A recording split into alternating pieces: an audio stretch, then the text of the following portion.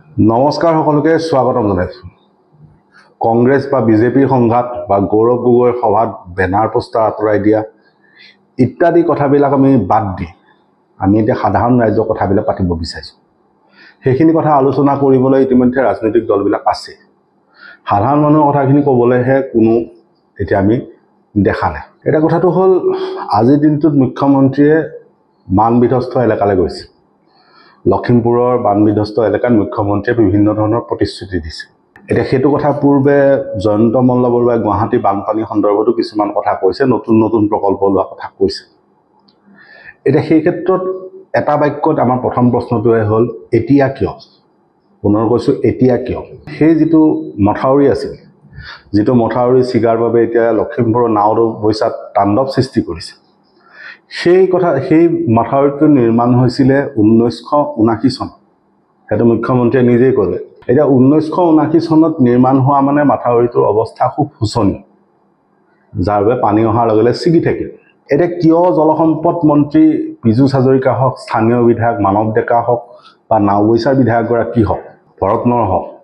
কিয় তেওঁলোকে সেইটো কথা আগতীয়াকৈ নিৰ্ধাৰণ কৰিব নোৱাৰে বা জলসম্পদ বিভাগৰ ইমান ব্যাগুম ইঞ্জিনিয়াৰ, ব্ৰহ্মপুত্ৰ বোৰ্ডৰ ইমান ব্যাগুম ইঞ্জিনিয়াৰ, এই গোটেইখিনি মানুহ থাকোঁতে কিয় সেই মাথাউৰিটো নিৰ্মাণ কৰাৰ কথাটো আগতীয়াকৈ চিন্তা নকৰিলে? আমি প্ৰথম প্ৰশ্ন সেইটোৱে উত্থাপন কৰিছোঁ যে বানপানীটো যে হ'ল, মাথাউৰিটো ছিগিল, মানিলোঁ, এতিয়া মাথাউৰিটো নতুনকৈ বনাব। কিন্তু কথা হ'ল, মাথাউৰিটো 1979 চনত, তাৰমানে মাথাউৰিটো ইতিমধ্যে জহি কৰি আছিলে, অত্যন্ত দুৰ্বল হৈ আছিলে। এতিয়া সেই মাথাউৰিটো নতুনকৈ নিৰ্মাণ কৰিব লাগে বুলি কোৱা কথাটো, সেই বুদ্ধিটো কিয় ইমানকেইজন মানুহৰ মূৰত নেখেলালে?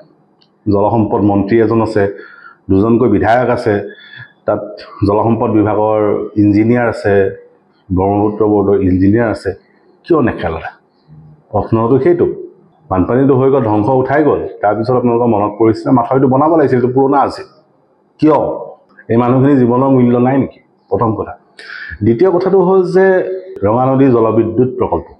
কিমান বিদ্যুৎ উৎপাদন কৰে? 405 মেগাৱাট। এতিয়া 405 মেগাৱাটৰ বিদ্যুৎ উৎপাদন কৰা কেন্দ্ৰটোৱে বা প্ৰকল্পটোৱে মাত্ৰ কিছুদিন বৰষুণ দিয়াৰ পাছত ই বান্ধৰ পানী এৰি দিছে। এতিয়া এৰি দিয়াৰ পিছত তাণ্ডৱ সৃষ্টি কৰিছে ৰঙানদীৰ আশে পাশে থকা বা নাওবৈচাত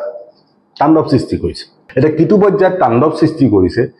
তাৰ এটা সৰু উদাহৰণ আমি এগৰাকী মহিলাৰ মুখেৰে প্ৰথমতে শুনাই লৈছোঁ। ভয়াৱহতাটো আপোনালোকে বুজি পাওঁ। কাৰণ গৌৰৱ গগৈ, হিমন্ত বিশ্ব শৰ্মা এইবিলাক কথাবিলাক কৈ থাকোঁতে বা এওঁলোকৰ কথাবিলাক কৈ থাকোঁতে এই সাধাৰণ মানুহৰ কথাবিলাক ক'ৰবাত নহয় ক'ৰবাত ৰৈ গৈছে। প্ৰথমতে দুৰ্দশাটো শুনি লওক।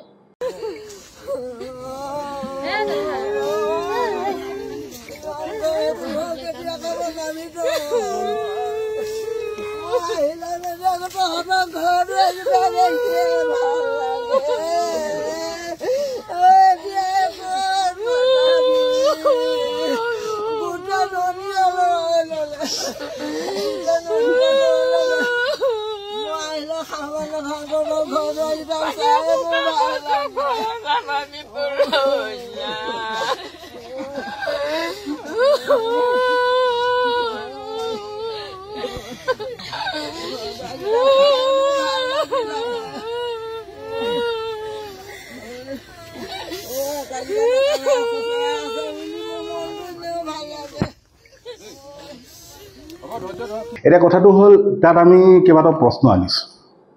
যে যিহেতু এটা বান্ধ, সেই বান্ধটোত বৰষুণ দিলে তাৰ ৰিজাৰ্ভাৰত পানী জমা হ'বই। গতিকে সেই ৰিজাৰ্ভাৰত যদি পানী মেলি দিয়া যায় তেতিয়াহ'লে সি বানপানী সৃষ্টি কৰিব যদি তাত মাথাউৰি নাথাকে। এতিয়া যেতিয়া মাথাউৰিটো নিৰ্মাণ কৰিব যাব তেতিয়া সদায় সেই মাথাউৰিটো ওখ বনাব লাগিব। তেওঁলোকৰ ধাৰণা মতে কৈছোঁ, মাথাউৰিটো ওখ হ'ব লাগিব। এতিয়া মাথাউৰিটো ইতিমধ্যে আওপুৰণি, সেই বুদ্ধিটো কিয় নাখালে? এই কথাটো কিয় চিন্তা নকৰিলে যে বৰষুণ দিলে ৰঙানদীৰ প্ৰকল্পই পানী এৰি দিব? ৰঙানদীখন এনেকৈ থাকিব নেকি? যেতিয়া বৰষুণ হ'ব তেতিয়া বান্ধে পানী এৰি দিব, পানী এৰি দিলে তাত হাহাকাৰ পৰিস্থিতি হ'ব। সেই কথাটো কিয় চিন্তা নকৰিলে? পুনৰ সেই প্ৰশ্নটো বিধায়কজন, অভিযন্তাকেইজন, এই স্থানীয় বিধায়ক এতিয়া যে গোটেইখিনি ঘূৰি ফুৰিছে, গোটেই মানুহখিনি সুধিছোঁ। এইটো প্ৰথম কথা। দ্বিতীয় কথা হ'ল, 405 মেগাৱাটৰ এটা বিদ্যুৎ প্ৰকল্পই এই ধৰণৰ যদি তাণ্ডৱ সৃষ্টি কৰে তেতিয়াহ'লে কাইলৈ নামনি সোৱণশিৰি জলবিদ্যুৎ প্ৰকল্প উৎপাদন আৰম্ভ কৰাৰ পাছত লখিমপুৰ ধেমাজি গহপুৰ বিশ্বনাথত কি পৰিস্থিতি সৃষ্টি হ'ব কাৰণ 405 মেগাৱাটে এই অৱস্থা ইয়াতকৈ 5 গুণ যদি বেছি উৎপাদন কৰা এটা বিদ্যুৎ প্ৰকল্প আৰম্ভ হয় সি যদি পানী এৰি দিবলৈ আৰম্ভ কৰে তেতিয়া কি অৱস্থা হ'ব এতিয়া তাতকৈ ভয়াৱহ কথাটো হ'ল তাৰ ওপৰত যিটো নিৰ্মাণ কৰি থকা আছে যিটো 11,000 মেগাৱাটৰ বিদ্যুৎ প্ৰকল্প নিৰ্মাণ কৰিবলৈ বিচাৰিছে তাত অৰুণাচল প্ৰদেশৰ সাধাৰণ জনতাই প্ৰতিবাদ কৰিছে কিন্তু অসমৰ দল সংগঠনে এতিয়ালৈকে টোপনিৰ পৰা সাৰ পোৱা নাই এতিয়া লখিমপুৰৰ ৰাইজ হওক ধেমাজিৰ ৰাইজ হওক বা এই উত্তৰ অসমৰ ৰাইজে প্ৰশ্ন কৰক যে সেই সময়ত ৰঙানদী প্ৰকল্পটো হওঁতে কোনে কিমান টকা কমিশ্যন পাইছিল কোনে কিমান টকা খালে সেইটো হিচাপটো বিচাৰক কাৰণ আমি স্পষ্টভাৱে কৈছোঁ যে কোনোবাই বান্ধ বনোৱাৰ বিনিময়ত ৰাইজে কিয় হাৰাশাস্তিৰ সন্মুখীন হ'ব ৰাইজে কিয় জমৰযাতনা ভুগিব নদী বান্ধ বনালে বুলিয়ে ৰাইজে কিয় জমৰযাতনা ভুগিব এইটো মানৱ সৃষ্ট বানপানী এইটো কোনো প্ৰকৃতিয়ে সৃষ্টি কৰা বান্ধত পানী জমা হৈছে পানী এৰি দিছে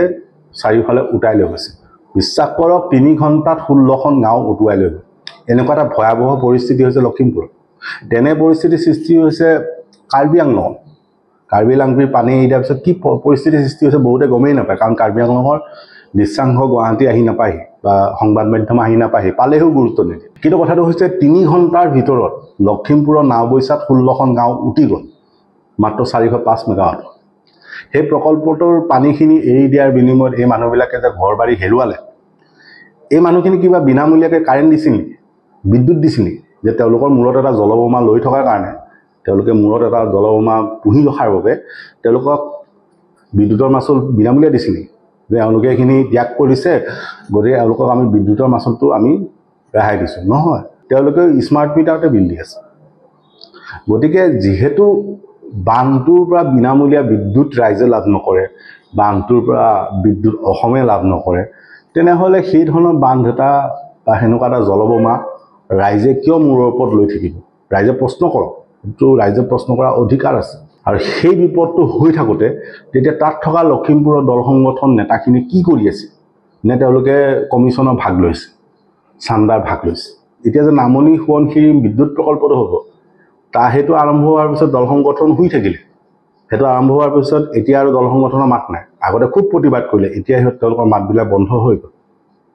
এতিয়া সেই দল সংগঠনকো প্ৰশ্ন কৰক যুৱমুক্তি আছু সমুদ্ৰ প্ৰতিজনক প্ৰশ্ন কৰক যে নামনি সোৱণশিৰি জলবিদ্যুৎ প্ৰকল্প আৰম্ভ কৰাৰ ক্ষেত্ৰত তেওঁলোকে বৰ্তমান কি ব্যৱস্থা লৈছে এনে মুখেৰে সংবাদ মাধ্যমত বাইট দি থাকিলে বাস্তৱত তেওঁলোকে তাৰ বিৰুদ্ধে প্ৰতিবাদ কৰিছেনে সেই প্ৰশ্নটো কৰক কাৰণ সেইটো জনাৰ অধিকাৰ আছে কাৰণ আপোনালোকৰ মূৰত নাৰিকল ভাঙি এইখিনিয়ে নেতা হৈ খাই আছে কিন্তু কথাটো হ'ল স্পষ্ট যে কথাটো স্পষ্ট যে ৰাইজে কিয় পণবন্দী হ'ব ৰাইজে কিয় গিনিপিক হ'ব কোনোবাই নদী বান্ধ বনাই কাৰেণ্ট উৎপাদন কৰিব বিদ্যুৎ উৎপাদন কৰিব সেয়া বিক্ৰী কৰি ধনী হ'ব আৰু আপোনালোকে বৰষুণ দিলে এনেধৰণে ঘৰ বাৰী হেৰুৱাব আৰু দ্বিতীয় কথাটো হ'ল এতিয়া কিয় যে গুৱাহাটীত পানী হয়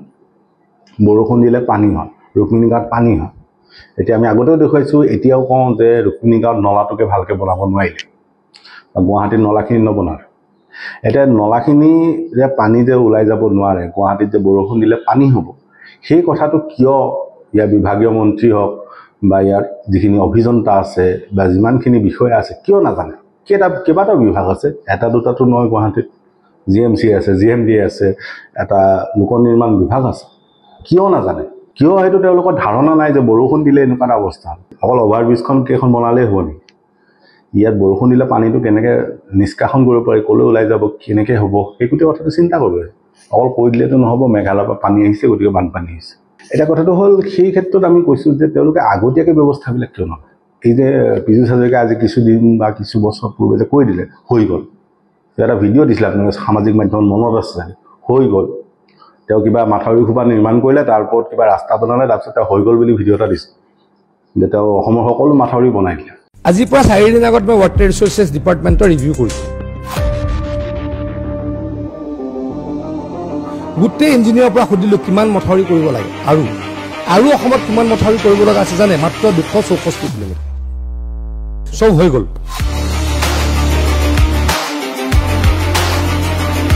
তাৰপিছত কি হ'ল আজি মাথাউৰি ছিগিছে সকলো স্থানতে ছিগিছে এতিয়া কি ক'ব এতিয়া আকৌ তেওঁলোকে ক'ব যে আগতে বনাইছিলে এইটোতো দুৰ্বল হৈ আছিলে এতিয়া ছিগি থাকিল কিন্তু যুক্তিটো হ'ল যদি দুৰ্বল হৈয়ে আছিল তেতিয়াহ'লে আগতীয়াকৈ ব্যৱস্থা কিয় নল'লে আমি প্ৰশ্ন কৰিছোঁ আৰু তাত এইটো ছবি স্পষ্ট যে মাথাউৰিয়ে কেতিয়াও বানপানী সমস্যা সমাধান কৰিব নোৱাৰে সেইটো আমি বাৰে বাৰে কৈ আছোঁ যে আপুনি ইয়াত মাথাউৰি বনাওক কাইলৈ এফালে ছিকিব তাত মাথাউৰি বনাওক পৰহিলৈ সিফালে ছিকিব সেই ধৰণে মাথাউৰি গোটেই ব্যৱস্থাটো চলি আছে ই বান সমস্যা সমাধান কৰিব নোৱাৰে কাৰণ নদী বা পানী এটা বুৱতী খুঁটি সি নিজে নিজে নিজৰ বাট ল'বই এতিয়া বাটটো বন্ধ কৰি দিয়াক লৈ সমস্যা আছে বাটটো বন্ধ কৰি বিদ্যুৎ উৎপাদন কৰাক লৈ সমস্যা আছে যে জলবিদ্যুৎ প্ৰকল্পৰ ভয়াৱহতাটো কোনো দল সংগঠনে এতিয়া প্ৰতিবাদ নকৰে যে এখন বুৱতী নদীক যেতিয়া ভেটা দি জলবিদ্যুৎ উৎপাদন কৰিছে বিদ্যুৎ বিক্ৰী কৰি টকা উপাৰ্জন কৰিছে তেতিয়া সমস্যাটো হৈছে নদীখন এনেই বৈ থাকোঁতে সমস্যা নহয় বৰষুণ সকলোতে দি আছে কিন্তু বান্ধটো যেতিয়া বনাই দিয়া হ'ল পানীখিনি যেতিয়া ৰখাই দিয়া হ'ল তেতিয়া সমস্যাটো সৃষ্টি হৈছে পানী যেতিয়া বেছি হৈ গৈছে এৰি দিয়াৰ লগে লগে সি জলবোমাৰ সদৃশ গোটেই অঞ্চলটো উটুৱাই লৈ গৈছে গতিকে সমস্যাটো তাত আৰু সেই পানী মাথাউৰিও ৰখাব পৰা নাই অৰ্থাৎ মাথাউৰি সমস্যা সমাধান নহয় এই গোটেই কথাখিনি ৰাইজে সোধক কেৱল হিমন্ত বিশ্ব শৰ্মা গৈছে মুখ্যমন্ত্ৰীজন গৈছে জলসম্পদ মন্ত্ৰী গৈছে তেওঁলোকে দুই চাৰিটা কথা পাতিছে পাতিলেও সমস্যাটো সমাধান হ'ব বুলি ভাবিছে এইখিনি কথাই শেষ কথা নহয় সেইখিনি কথা স্পষ্টভাৱে সোধক মুখ্যমন্ত্ৰীয়ে আশ্বাস দিলেই নহ'ব এই কথাখিনিও উত্তৰ দিয়ক যে জলবোমা এটা আমাক কিয় লাগে জলবিদ্যুৎ কিয় লাগে যদি আমাক জীৱন জীৱিকা ধ্বংস কৰি পেলাই তেতিয়াহ'লে জলবোমা কিয় লাগে জলবিদ্যুৎ কিয় লাগে বিনামূলীয়া বিদ্যুৎ দিয়া নাই প্ৰশ্নটো সোধক সুধিলেহে তাৰ সমিধান ওলায় মুখ্যমন্ত্ৰীয়ে কৈ দিয়াৰ লগে লগে আপোনালোকে সন্তুষ্ট হ'ল আপোনালোকে প্ৰশ্ন কৰা বাদ দিলে সেই ধৰণৰ নকৰিব তেওঁক সেইখিনি কথা সোধক তাৰ উত্তৰ দি চাওক তেতিয়াহে আপোনালোকৰ এই দুখ দুৰ্দশা কোনোবা দিনা অজাঘৰীয়াই চিন্তা কৰিবলৈ বাধ্য হ'ব দল সংগঠনে মানিবলৈ বাধ্য হ'ব ধন্যবাদ